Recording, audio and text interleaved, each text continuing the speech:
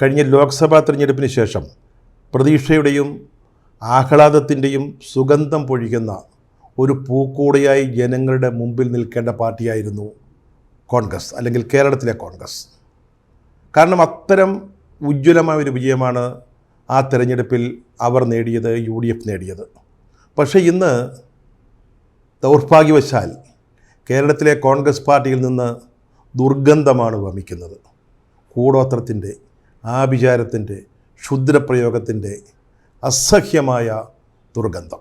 കണ്ണൂർ, കാസർഗോഡ്, തിരുവനന്തപുരം, പത്തനംതിട്ട എന്നീ സ്ഥലങ്ങൾ രംഗവേദിയായ ഒരു നാടകമാണ് നടന്നിരിക്കുന്നത്. 1.5 വർഷം മുമ്പാണ് ഇത് ആടിത്തീർന്നത്. പക്ഷേ തിരശീല നീക്കി ജനങ്ങളുടെ മുമ്പിലെത്താൻ അല്പം വൈകി. അതിപ്പോഴാണ് സംഭവിച്ചത് എന്ന് മാത്രം. നമ്മുടെ KPCC പ്രസിഡന്റ് K. സുധാകരൻ്റെ കണ്ണൂരിലെ വീട് നമ്മൾ ഈ ചിത്രങ്ങളിലൊക്കെ കണ്ടിട്ടുള്ളതാണ്. അതിഗംഭീരമായൊരു വീടാണ്. വേണേലൊരു കൊട്ടാര സമാനമായ വീട് എന്നൊക്കെ പറയാം. ഞാനൊരു ദുരുദ്ദേശത്തോടുകൂടി പറയുന്നതല്ല, മനോഹരമായൊരു വീടാണ്. അതിൻ്റെ ചിത്രങ്ങൾ ധാരാളം കണ്ടിട്ടുണ്ട്.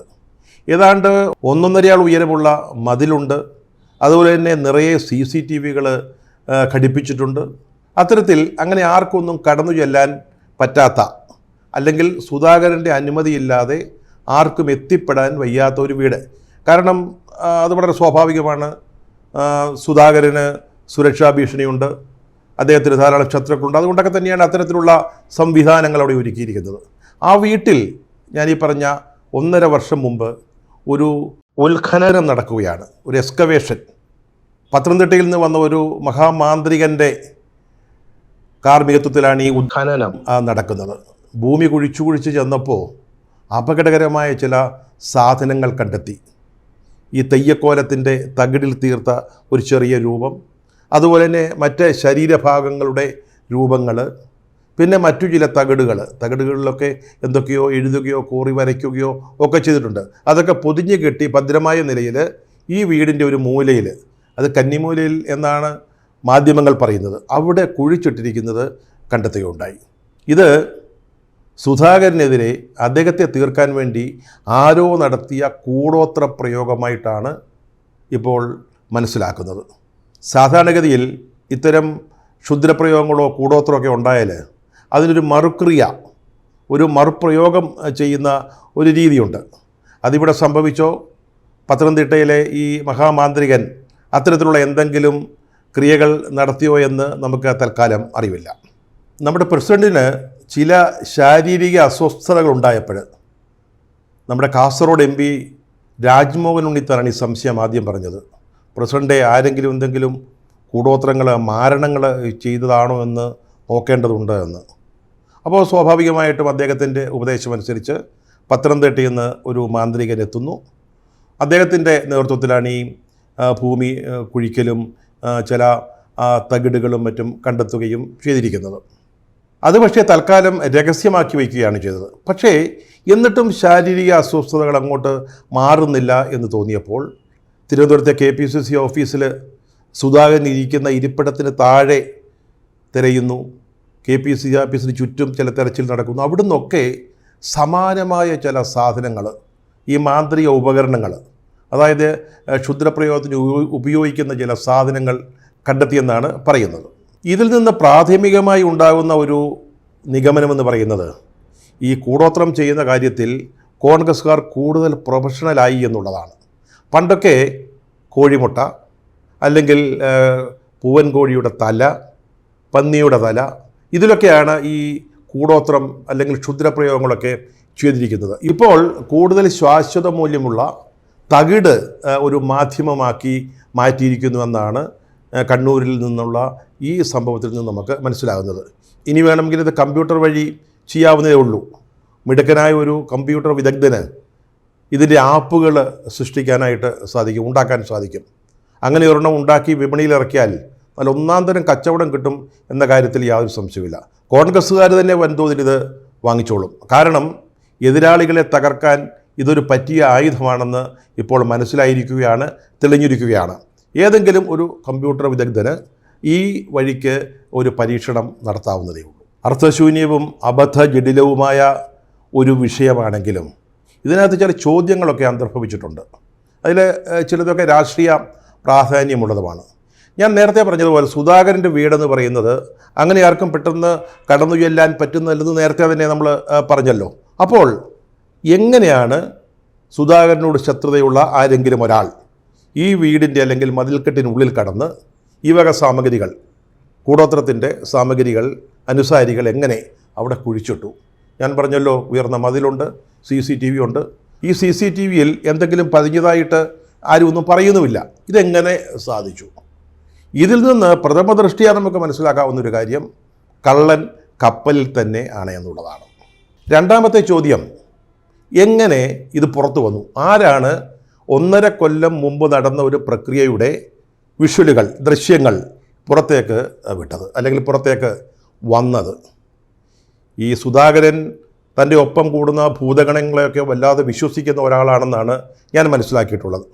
അത്തരത്തിലൊരു ആൾ അദ്ദേഹത്തിനൊപ്പം ഉണ്ടായിരുന്നു. പക്ഷേ എന്തോ കന്നന്തിരിവ് കാണിച്ചപ്പോൾ സുധാകരൻ അദ്ദേഹത്തെ പറഞ്ഞ് വീട്ടിൽ വിട്ടു. ഇയാളാണ് ഈ 1.5 കൊല്ലം മുമ്പ് നടന്ന ഈ ഉത്ഖനന പ്രക്രിയ ഷൂട്ട് ചെയ്ത്, അല്ലെങ്കിൽ ഫോൺ ഉപയോഗിച്ചോ അല്ലെങ്കിൽ ചെറിയ ക്യാമറ ഉപയോഗിച്ചോ അത് ചിത്രീകരിച്ചത് ഈ വിദ്വാനാണത്രേ. ഇയാൾ സുധാകരനോട് ദേഷ്യം മൂത്തപ്പോൾ ഒരു പ്രതികാരം എന്നോണം ഇത് പുറത്തേക്ക് വിട്ടു എന്നാണ് ഇപ്പോൾ സുധാകരനുമായി ബന്ധപ്പെട്ട ആളുകൾ പറയുന്നത്. ഇതിലല്പം രാഷ്ട്രീയ പ്രാധാന്യമുള്ള ഒരു സംശയം, എന്തിനാണിത് പുറത്തേക്ക് വിട്ടത്? എങ്ങനെ ആളകത്ത് കടന്നു അതവിടെ നിൽക്കട്ടെ, ആരാണിത് പുറത്തു വിട്ടത് അതും അവിടെ നിൽക്കട്ടെ. പക്ഷേ എന്തിനാണ് ഇപ്പോൾ ഈ 1.5 വർഷത്തിന് ശേഷം ഈ നാണം കെട്ട സംഭവം ജനങ്ങളുടെ മുമ്പിലേക്ക് കൊണ്ടുവന്നത്? എന്തിനാണ്?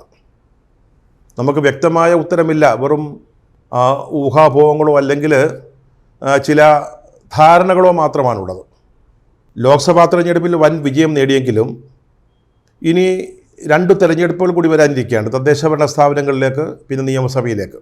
ഈ തെരഞ്ഞെടുപ്പുകൾക്ക് മുമ്പായിട്ട് സുധാകരനെ KPCC പ്രസിഡന്റ് സ്ഥാനത്തു നിന്ന് മാറ്റി കുറേ കൂടെ ഊർജ്ജസ്വലനായ ഒരാളെ കൊണ്ടുവരണം എന്നൊരു ചർച്ച അല്ലെങ്കിൽ ചിന്ത ഇന്ന് പാർട്ടിക്കുള്ളിലുണ്ട്. അത് സുധാകരനോടുള്ള ഇഷ്ടക്കേടോ ഒന്നും കൊണ്ടല്ല. അദ്ദേഹം പ്രായമായി, അദ്ദേഹത്തിന് പാർട്ടിയെ ഒരു തെരഞ്ഞെടുപ്പിൽ നയിക്കാൻ പറ്റുമോ എന്നൊരു സംശയമുണ്ട്. ലോക്സഭാ തെരഞ്ഞെടുപ്പ് വന്നപ്പോൾ അദ്ദേഹം കണ്ണൂരിൽ മത്സരിച്ചു. അപ്പോൾ KPCC പ്രസിഡന്റിൻ്റെ ചുമതല മറ്റൊരാളെ ഏൽപ്പിക്കുകയാണ് ഉണ്ടായത്. അപ്പോൾ ഈ സാഹചര്യത്തിൽ അദ്ദേഹത്തിന് പാർട്ടിയെ നയിക്കാൻ പറ്റുമോ? ഇപ്പോൾ അമേരിക്കയിൽ ജോ ബൈഡനെ കുറിച്ചൊക്കെ അവരുടെ പാർട്ടിക്കാർ ചിന്തിക്കുന്നതിൻ്റെ ഒരു ചെറിയ മിനി പതിപ്പെന്ന് കരുതിയാൽ മതി. അപ്പോൾ അങ്ങനെ ഒരു ആലോചനയുണ്ട്. ഇവിടുത്തെ ചില പ്രധാന നേതാക്കളത് ഹൈക്കമാൻഡിൽ എത്തിച്ചിട്ടുണ്ട്. അതുപോലെ തന്നെ ഹൈക്കമാൻഡ് അത് പരിഗണിക്കുന്നുണ്ട് എന്നാണ് നമ്മൾ മനസ്സിലാക്കുന്നത്. ഈ വിഷയം കൂടോത്രം അല്ലെങ്കിൽ കൂടോത്രത്തിൻ്റെ സാമഗ്രികൾ പുറത്തുവിട്ടത് ഇതിൻ്റെയൊക്കെ പിന്നിൽ പ്രവർത്തിക്കുന്നുണ്ടോ എന്ന് നമുക്ക് ആലോചിക്കാവുന്നൊരു കാര്യമാണ്. അതുപോലെയാണ് സുധാകരനും പാർട്ടിയിലെ മറ്റു ചില നേതാക്കളും. ഞാൻ ആരുടെയും പേരൊന്നും എടുത്ത് പറയുന്നില്ല, വെറുതെ ആരെയും സംശയത്തിൻ്റെ നിഴലിൽ നിർത്തേണ്ട കാര്യമില്ലല്ലോ. അങ്ങനെ ചിലരുമായിട്ടൊക്കെ സുധാകരൻ്റെ ചില അഭിപ്രായ വ്യത്യാസങ്ങൾ, സൗന്ദര്യപ്പിണക്കങ്ങൾ ഉണ്ട്. അതൊക്കെ മാധ്യമങ്ങളുടെ മുമ്പിൽ പ്രകടമായിട്ടുള്ളതുമാണ്. അപ്പോൾ അത്തരത്തിലുള്ള ആരെയെങ്കിലും ടാർഗറ്റ് ചെയ്തതാണോ, അവരെ ചീത്തയാക്കാൻ വേണ്ടി നടത്തിയതാണോ? അങ്ങനെയും ചില സംശയങ്ങൾ ഈ നാടകത്തിൻ്റെ പിന്നിൽ ഒളിഞ്ഞിരിപ്പുണ്ട്. ഈ നാടകത്തിലെ ഒരു പ്രധാന കഥാപാത്രം നമ്മുടെ രാജ്മോഹൻ ഉണ്ണിത്താനാണ്. അദ്ദേഹത്തിന് ഇത്തരം കൂടോത്രം, മന്ത്രവാദം ഇതിലൊക്കെ വിശ്വാസമുണ്ടോ എന്നെനിക്കറിഞ്ഞുകൂടാ. അദ്ദേഹം തന്നെ കഴിഞ്ഞ ദിവസം പറയുകയുണ്ടായി, കാസർഗോഡ് തന്നെ തോൽപ്പിക്കാൻ വേണ്ടി ചില എതിരാളികൾ, പാർട്ടിയിലെ എതിരാളികൾ കൂടോത്രം ചെയ്തു എന്ന്. പക്ഷേ എന്തായാലും കണ്ണൂരിൽ KPCC പ്രസിഡന്റ് മുമ്പിൽ ഒരു കൂടോത്ര സംശയം ആദ്യമായിട്ട് ഉന്നയിച്ചതും പിന്നീട് മന്ത്രവാദിയെ കൊണ്ടുവന്നതും ഒക്കെ നമ്മുടെ ഉണ്ണിത്താനാണ്. ഇതുപോലെ നേരത്തെ VM സുധീരൻ KPCC പ്രസിഡന്റ് ആയിരുന്നപ്പോൾ അദ്ദേഹത്തിൻ്റെ വീടിന് ചുറ്റും ഇതുപോലെ ചില കൂടോത്രത്തിൻ്റെ അംശങ്ങൾ, ചില സാധനങ്ങളൊക്കെ കണ്ടെത്തിയതായി പറഞ്ഞിരുന്നു. അന്നും അത് കണ്ടെത്തുന്നതിന് സഹായിച്ചത് ഉണ്ണിത്താനായിരുന്നു. ഇതിൽ നിന്നൊക്കെ മനസ്സിലാക്കുന്ന ഒരു കാര്യം, കോൺഗ്രസ്സിലൊരു ടീം, ഈ കൂടോത്രത്തിൻ്റെ ഒരു ടീം, ഒരു കൊട്ടേഷൻ സംഘം പ്രവർത്തിക്കുന്നു എന്ന് തന്നെയാണ്. ഇതൊക്കെ ശരിയാണെങ്കിൽ ഉണ്ണിത്താൻ കാര്യത്തിൽ ഒരു കള്ളം പറയേണ്ട കാര്യങ്ങളൊന്നുമില്ല. അവിടെ ഇത് ഉണ്ടായി. മറ്റൊരു KPCC പ്രസിഡൻ്റായ സുധാകരൻ്റെ വീട്ടിൽ ഇതുണ്ടാവുന്നു. അപ്പോൾ ആരോ ഒരു സംഘം, അത് പക്ഷേ ഒരു കൊട്ടേഷൻ സംഘമാകാം, ആർക്കോ ഒക്കെ വേണ്ടി ഈ പണി ഇവിടെ നടപ്പാക്കുന്നുണ്ട് എന്ന കാര്യത്തിൽ യാതൊരു സംശയവുമില്ല. ഭൂതോച്ചാടകൻ എന്ന് വിളിക്കുന്ന ഒരു വിഭാഗം ആളുകളുണ്ട്. പണ്ടൊക്കെ. ഇപ്പം അതത്ര സാധാരണമാണോ എന്ന് എനിക്കറിയില്ല. ക്ഷുദ്രോച്ചാടകനെന്നും അയാളെ വിളിക്കാറുണ്ട്. അയാളുടെ പ്രധാന ജോലി എന്ന് പറയുന്നത് ചില വ്യക്തികളിൽ ചില ബാധകൾ കടന്നുകൂടും, ചില പ്രേതങ്ങളോ ഭൂതങ്ങളോ ഒക്കെ. ആ ഭൂതത്തെയോ ബാധയോ ഒഴിവാക്കുക, അതാണ് ഈ ഭൂതോച്ചാടകൻ്റെ ജോലി. എക്സോർസിസ്റ്റ് എന്നാണ് ആംഗലേയത്തിലുള്ള പ്രയോഗം. ചില ക്രൈസ്തവ സഭകളിൽ പണ്ട് അംഗീകാരമുള്ള എക്സോർസിസ്റ്റുകൾ അല്ലെങ്കിൽ ഭൂതോച്ചാടകർ ഉണ്ടായിരുന്നു. അതുപോലെ കോൺഗ്രസ്സിലെ ഒരു അംഗീകൃത ഔദ്യോഗിക ഭൂതോച്ചാടകനായി നമ്മുടെ ഉണ്ണിത്താൻ സാർ ഇപ്പോൾ മാറിയിരിക്കുകയാണ്. പാർട്ടിയിൽ ആർക്കെങ്കിലും ആവശ്യമുണ്ടെങ്കിൽ അദ്ദേഹത്തെ സമീപിക്കാവുന്നതേ ഉള്ളൂ. നൂറ്റാണ്ടുകളുടെ മഹിത പാരമ്പര്യമുള്ള ഒരു രാഷ്ട്രീയ പാർട്ടിയാണ് ഇന്ത്യൻ നാഷണൽ കോൺഗ്രസ്. രാജ്യത്തിന് സ്വാതന്ത്ര്യം നേടിത്തന്ന പ്രസ്ഥാനം. അതിൻ്റെ ചരിത്രത്തിൽ ഒരിടത്തും ഈ കൂടോത്രത്തെപ്പറ്റി നമ്മൾ കേട്ടിട്ടില്ല. പക്ഷേ ഇപ്പോൾ ആ പാർട്ടിയുടെ കേരള ഘടകം കൂടോത്ര ബാധയിൽ നട്ടം തിരിയുകയാണ്. നേരത്തെ പറഞ്ഞതുപോലെ തദ്ദേശ ഭരണ സ്ഥാപനങ്ങളിലേക്കും നിയമസഭയിലേക്കുള്ള തിരഞ്ഞെടുപ്പ് അടുത്തു വരികയാണ്.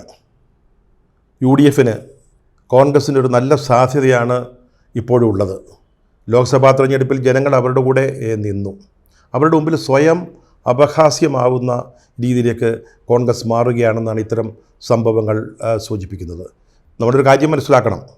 ലോക്സഭാ തിരഞ്ഞെടുപ്പിലെ ഈ വമ്പൻ വിജയം അത് കേരളത്തിലെ ജനങ്ങൾ നിരാശരും അസ്വസ്ഥരുമായി മാറിയ കേരളത്തിലെ ജനങ്ങൾ തന്ന ഒരു ഭിക്ഷയാണ്. അല്ലാതെ നിങ്ങളുടെ പാർട്ടിയുടെ അല്ലെങ്കിൽ നിങ്ങളുടെ മുന്നണിയുടെ എന്തെങ്കിലും മികവ് കൊണ്ടുണ്ടായതല്ലെന്ന് നിങ്ങളാദ്യം മനസ്സിലാക്കണം. നിങ്ങൾക്ക് ഒപ്പം നിന്ന ജനങ്ങളുടെ മുമ്പിലാണ് നിങ്ങളിപ്പോൾ അപഹാസ്യരായിക്കൊണ്ടിരിക്കുന്നത്. CPM ആവട്ടെ എങ്ങനെയെങ്കിലും തിരുത്തി രക്ഷപ്പെടാനുള്ള ഒരു ശ്രമത്തിലാണ്. അവരതിനുള്ള മേഖലാ യോഗങ്ങൾ നടക്കുന്നു, ചർച്ചകൾ നടക്കുന്നു. സംസ്ഥാന സമിതി ചേർന്നിട്ട് എന്തൊക്കെ തിരുത്തൽ നടപടികൾ വേണം എന്ന് ആലോചിക്കാൻ പോകുന്നു. അക്കാര്യത്തിൽ പിണറായി വിജയൻ മാത്രമേ ഒരു തടസ്സം നിൽക്കുന്നുള്ളൂ തിരുത്തലിന്. അങ്ങനെ CPM മുന്നോട്ട് പോവുകയാണ്. അപ്പോഴാണ് ഇവിടെ കോൺഗ്രസ് പാർട്ടി കയ്യിൽ വന്നു ചേർന്ന അസുലഭം എന്ന് പറയാവുന്ന അല്ലെങ്കിൽ സുവർണാവസരം എന്ന് പറയാവുന്ന ഒരു സാഹചര്യത്തെ എങ്ങനെയെങ്കിലും തകർക്കാൻ പറ്റുമോ എന്ന് നോക്കുന്നത്. നിയമസഭയിലാണെങ്കിൽ പ്രതിപക്ഷത്തിൻ്റെ കടന്നാക്രമണത്തിൽ ഭരണപക്ഷം വിയർത്തൊലിക്കുകയാണ്. പല ചോദ്യങ്ങൾക്കും അവർക്ക് മറുപടിയില്ല.